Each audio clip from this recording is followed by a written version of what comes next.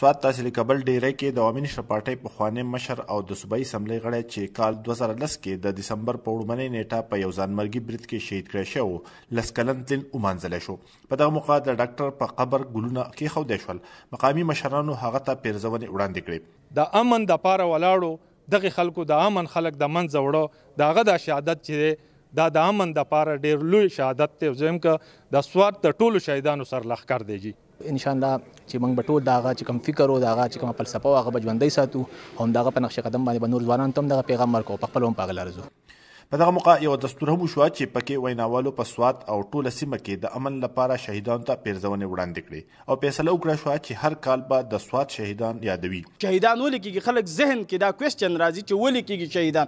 ځکه کېږي چې موږ د امن خبره کوو، موږ د وسایلو خبره کوو، موږ د تعلیم خبره کوو، موږ د روزګار خبره کوو، موږ د باچاخانې خبره کوو، موږ د دنیا سره چې دی نو ښه تعلق غواړو. هر مکتب فکر چې دی هغه صحافت دی که هغه سیکیورټي فورسز دي او که زموږ د پارټۍ او زموږ د عوامو د نور ګوندونو سره هم تعلق ساتي، نو دا صرف دا یو یادګیري نه وه. هغوی ته خراج تحسین پیش کولو چې یاره ستاسو چې دي موږ خپل شهیدان چېرته هم نه یارو که خیر او نه به یېر کړو نه به یارو.